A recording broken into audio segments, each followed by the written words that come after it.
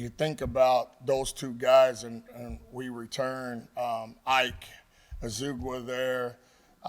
We return Dom Orange, and we return Zamir Hawk. What we've done is we've gone and we got Von Troy Malone, who's having a really good camp there. We're playing him to the field, and Tamatoa McDonough, we've added him, and then Cannon Butler, who's a long kid from here in state, and we put those guys to the boundary. So we've increased, man, at least size and length there. And it's just working on the consistency, the everyday, being consistent in the fundamentals and finishing through the ball. But what it looks like is just long and bigger bodies on the outside. And you got Elijah Carnell. Man, he'll be to the boundary. That's a big physical guy. And then you also have Jace Gilbert there that's floating around either to the boundary or field. But the presence of the five techniques are long, big guys. I don't know, is it critical that those guys get more pressure on the quarterback this year, or how much does that alleviate having to do scheme things? Yeah, we got to win the one-on-one. We've watched the film from last year. We struggled in that department. Man, Ken, going out and looking at Tamatoa, who's done a great job in the FCS level, has done a great job in the Ivy Leagues. Trey Verdone is also a really good pass rusher from the outside. Miles Mendezoon, you got to have those guys there and put them in the situations in third down where you can get some guys and up the field and to the quarterback. So I think it's having the right guys on the field at the right time that can rush the passer. We got the pieces. We got to make sure they're on the field when we need them to have on the third down. With Tamatoa, how big of a thing was it that he didn't get here in the summer, and how's that transition gone for him and trying to catch up to a guy like Von Troy who was here in January? Man, I think that's a good question. The one thing about Tamatoa is that he's smart. He's from Yale. He's got a Yale degree. So the playbook he's picked up very well. Now it's just about the fundamentals. I think the one thing that was exciting for him coming here, in his past, he's had 3 or 4 defensive line coaches. And we have one style here. Man, I think every day in practice you see that guy getting better and better and better. So, man, it's going to be really, getting into the fall season and getting him in the game. But I think he's going to be exactly what we want as he gets going and learn the speed of the Big 12. But I think he's he's done a fantastic job of taking the install and just getting better. Man, we just asked the guys to get 1% better. And then a follow-up question earlier on Coach Pop. How's that dynamic gone between you and him and what he's brought from UNI? And is there a particular, is he really good at coaching pass rushing or interior guys, or what's he kind of added to the room as a coach? I think that's a good question too. The one thing between Coach Pop and I, we're old school guys. We're old school guys. We operate the same way, and really it's about mastering the fundamentals, and you have to do those fundamentals over and over and over again. That's been his mentality at UNI. That's been my mentality here. So we've kind of collectively just kind of glued together because our mentalities are the same. Man, we want to knock guys back on the run and have great fundamentals, and then how fast can we get to the passer? And like I said, he's brought some simple fundamentals of rushing the passer to us, man. It's about how fast can I get to him and how fast can I beat him. And that's the thing, man. We're 2 old school guys, man, and that's been a great mix to have him here. What's it been like maybe watching 18, 19, 20-year-olds kind of figure out, man, Coach Pop was pretty legit back in the day? Yeah. These guys don't know. I said, man, you guys don't really understand.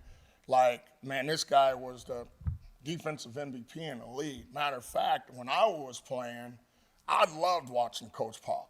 I thought he was an incredible player. So, man, having him here and obviously being a fan myself, the other guys have quickly understood, man, this guy knows what he's talking about. What'd you like watching about Pop when he played? Oh, man, he got after it. He got after the quarterback. His relentless effort. He was long. Back then you didn't see those type of guys, and if I could say it, man, a white guy rushing a passer, right? And he's got these sacks. So I was always intrigued by that because I just thought he played with great effort. And that always fascinated me when I was watching the ball. Watching football, I wanted to watch the guys like John Randall that's got this relentless effort. And he was one of those guys. In the spring, I know you guys talked about wanting to challenge Dominique Orange to play 60 to 70% of the snaps defensively for you guys. How do you feel like he's progressed his conditioning to handle that level of snaps this fall? Well, his conditioning is really good. I think he's in the best shape of his life. Now, the mentality of him and what I tell Dom Orange, if we got 4 plays, I want that 4th play to look like your first play. That's the challenge, all right? And there's accountability if it's not. And that's for not just Dom, but for everybody in the room.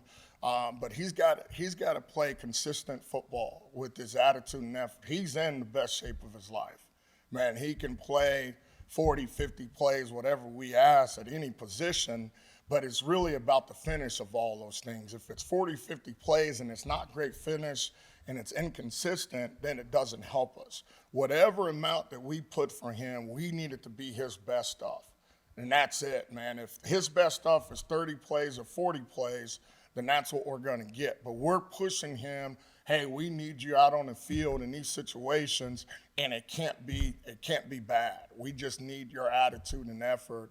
And, man, he's done a great job with that. Man, we're not forcing him to be the leader of the defense. We just want his actions to lead us and to bring on, man, because we got a really good, talented, and really you got those 2 levels there that we talked about, and then you got these redshirt freshmen and true freshmen, which I think are really, really talented group. We just don't have time to wait for those guys to develop because, man, they've worked their bodies, and we're going to have to play those guys. But he's got to show those guys what it feels like to play in the Big 12 and how you practice and how you play in the game. And I think we're really challenging him to finish and to be that guy through actions, not words, man. Let's show these young guys how to play the game. Coach, how have you seen Ike Ezeagu grow both mentally and physically over the last few years? Yeah, the physical part is that, man, we set a number for him to be 285. He's 285 now, so he's a big physical stature. And we know with Ike, man, going into his junior years that, and it's the same thing, and the word is consistency with Ike. I think yesterday's practice, man, he had a step in the right way with, again, man, if I got that 4th play, is it going to be with the same effort and attitude and physicality as my first play? All right? And if we can get Ike to be physical and the consistent part and really fix his fundamentals, man, you got a really physical presence in the boundary. So he's done the work with his body. Now we got to change the mentality of him and making sure that it's relentless effort, it's physical, it's violent, and it's to the ball. And that's what we're really challenging tonight to do that. And if we can do that, we got really good stability to the boundary. Last week, I think Coach Campbell, and speaking about, I kind of mentioned that you guys feel like you probably could have played him more. How do you go about evaluating the tape from a year ago and realizing we may have made a mistake and he should have earned more snaps for us? Yeah, I think that's a good question.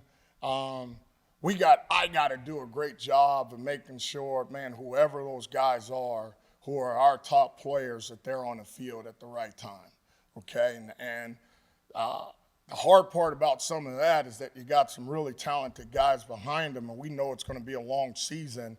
How do you juggle with making sure you get the right guys on the field and making sure that your second and third guys are getting reps just in case that guy's not available, right? So it's that healthy mix, and that's always a balancing act. And I got to do a better job of making sure I got the right guys on the field at the right time. Going back to Dom and just speaking with him during the offseason, he seems a little more dialed in. Have you noticed a shift in his maturation as a player? His maturity right now, and Dom is about the team, and I think that's the one change that he's made is that he's become a really good teammate, helping young guys and those things. But he knows what's at stake, and he knows, man, if I can be a really good team player on this defense and a team has success, I will too. All right, so that's where his shift has been, is that I got to do everything that I need for my team, and then my success will happen because the team has success. And I think that's the one thing. Before, that might have been flipped, for him. And now it's about, man, making the team and the defense great and being that person for the team, that A player for the team. Coach, you mentioned trying to get those 45 or 50 high-level snaps out of Dom. When you get that, how much does that help his teammates on the edge and the linebackers behind him? Well, you got to be able to handle him inside there. So, I know a lot of times it gets frustrating for him is that he's getting these blocks and they're eating him up. But we also have to understand if these guys are falling back on the inside, that we have one-on-ones on the outside. Is that we have to win those sets. And it's like Will McDonald, same deal. The guys opposite from Will McDonald loved Will because he was going to get all the attention, and they were going to have some man side of the pro, and that's where your Henny or Razarique is coming live, because now they're turning the protection to Will McDonald, and he has the one-on-one. So they have to know that, man, that guy's going to get some attention. Man, I have to be outside. I have to win my one-on-one there and be successful when that does happen.